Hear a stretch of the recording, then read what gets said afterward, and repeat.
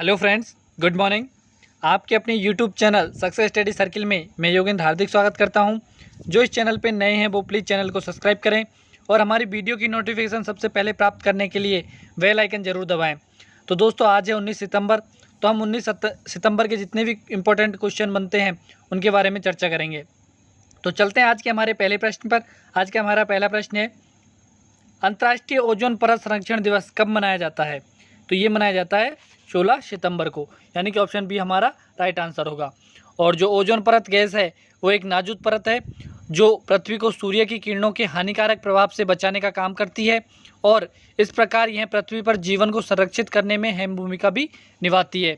और बात करें वर्ष 2020 के लिए, इस दिन का विषय है ozone for life 35 years of ozone layer protection. ये इस साल का विषय है। तो चलते हैं हमारे अगले प्रश्न पर। हमारा अगला प्रश्न है, हाल ही में इंडिया हैप्पीनेस रिपोर्ट 2020 जारी की गई है।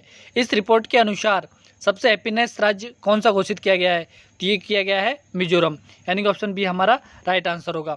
और खुशहाल पर कोविड-19 का प्रभाव और विचारशील नेताओं की अंतर्दृष्टि के आधार पर सभी राज्यों और केंद्र शासित प्रदेशों को कवर करने वाली पहली ऑल इंडिया हैप्पीनेस रिपोर्ट 2020 जारी की गई है। और यह अध्ययन प्रोफेसर राजेश के पिलानिया द्वारा मार्च और जुलाई 2020 के दौरान 16,950 लोगों के साथ किए गए राष्ट्रव्यापी सर्वेक्षण पर आधारित है। यानी कि जो मिजोरम है उसे सर्वश्रेष्ठ यानी कि हैप्पीनेस राज्य घोषित किया है। बढ़ते हैं हमारे अगले प्रश्न पर। हमारा अगला प्रश्न है, हाल ही में किस राज्य सरकार ने आर्थिका स्पंदना ऋण वितरण कार्यक्रम का शुभारंभ किया है? तो ये क्या है? कर्नाटक राज्य सरकार ने, यानी कि ऑप्शन बी हमारा राइट आंसर होगा।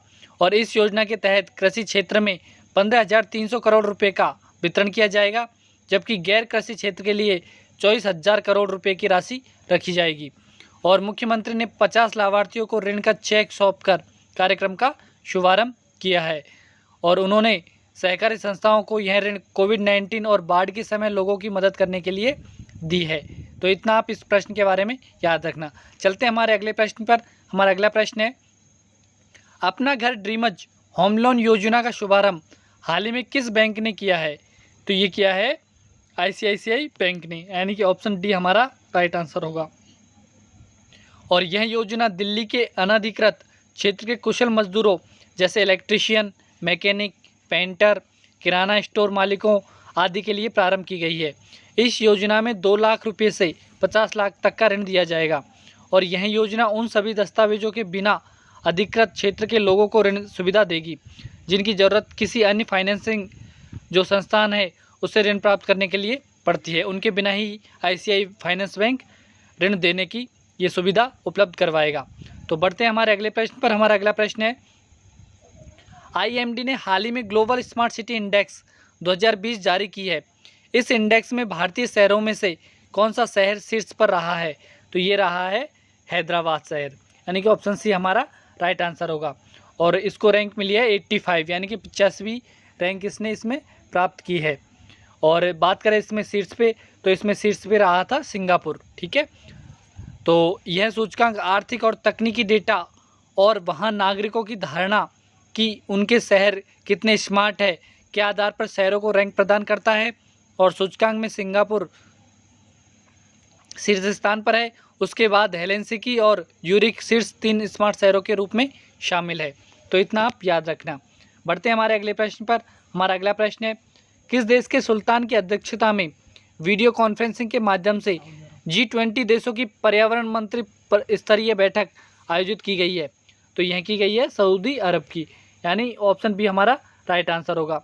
और भूक्षरण कम करने की वैश्विक पहल और कोरल रीफ कार्यक्रम G20 पर्यावरणीय मंत्रियों की बैठक शुरू की गई है और जिसका उद्देश्य G20 सदस्य देशों और वैश्विक स्तर पर भूमि क्षरण को रोकने और किसी को नुकसान न पहुंचाने के सिद्धांत का पालन करने के लिए मौजूदा ढांचे के क्रियान्वयन को मजबूत करना है।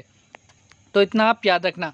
बढ़ते हैं हमारे अगले प्रश्न पर। हमारा अगला प्रश्न है, संसद में पारित संसद सदस्य वेतन भत्ता एवं पेंशन संशोधन विधेयक 2020 का लक्ष्य सांसदों के वेतन में कितने प्रतिशत की कटौती करना है? तो ये है 30% की कटौती करना, यानी कि ऑप्शन सी हमारा राइट आंसर होगा। और लोकसभा ने संसद सदस्य वेतन भत्ता एवं पेंशन संशोधन विधेयक 2020 को 15 सितंबर 2020 को पारित कर दिया है। और इस विधेयक में कोविड-19 महामारी से उत्पन्न तत्काल वित्तीय आवश्यकता को पूरा करने के लिए सभी सांसदों के वेतन में 1 अप्रैल 2020 से 1 वर्ष की अवधि के लिए 30% की कटौती करने की मांग की गई है। तो ये आप याद रखना, ये काफ़ी अच्छी बात है कि सांसद भी कोविड-19 में हेल्प करने के लिए पूरा साथ निभा रहे हैं। बढ़ते हैं हमारे अगले प्रश्न पर। हमारा अगला प्रश्न है, यूबीएस सिक्योरिटीज़ के अनुसार वित्तीय वर्ष 2020-21 में भारतीय अर्थव्यवस्था के लिए अनुमानित विकास दर क्या है? तो ये है -8.6%, यानी कि ऑप्शन ए हमारा राइट आंसर होगा। और यूबीएस सिक्योरिटी एक चीनी निवेश बैंक और ब्रोकरेज फर्म है जिसका मुख्यालय बीजिंग, चीन में। ठीक है, चलते हैं हमारे अगले प्रश्न पर। हमारा अगला प्रश्न है, विश्व रोगी सुरक्षा दिवस 2020 का विषय क्या है? तो इसका विषय है हेल्थ वर्कर सेफ्टी, यानी कि ए प्योरिटी ऑफ पेटेंट सेफ्टी, यानी कि ऑप्शन बी हमारा राइट आंसर होगा। तो चलते हैं हमारे आज के आखिरी प्रश्न पर। आज का हमारा आखिरी प्रश्न है, हाल ही में डॉक्टर कपिला वात्स्यायन का निधन हो गया है, वे किस क्षेत्र की विद्वान थी? तो वे थी भारतीय शास्त्रीय नृत्यक, यानी कि ऑप्शन ए हमारा राइट आंसर होगा। और वह इंदिरा गांधी राष्ट्रीय कला केंद्र की संस्थापक निदेशक थी और वह संसद की पूर्व सदस्य रह चुकी हैं और उन्होंने शिक्षा सचिव के रूप में भी कार्य किया था। और डॉक्टर कपिला वात्स्यायन द्वारा प्राप्त कुछ प्रतिष्ठित सम्मानों में संगीत नाटक अकादमी फेलोशिप, ललित कला अकादमी फेलोशिप और पद्म विभूषण सम्मान शामिल है। तो इतना आप डॉक्टर कपिला वात्स्यायन के बारे में याद रखना।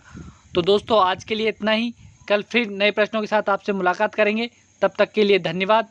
और इस वीडियो की PDF की लिंक मैंने डिस्क्रिप्शन में डाल दी है, वहाँ से आप डाउनलोड कर सकते हैं।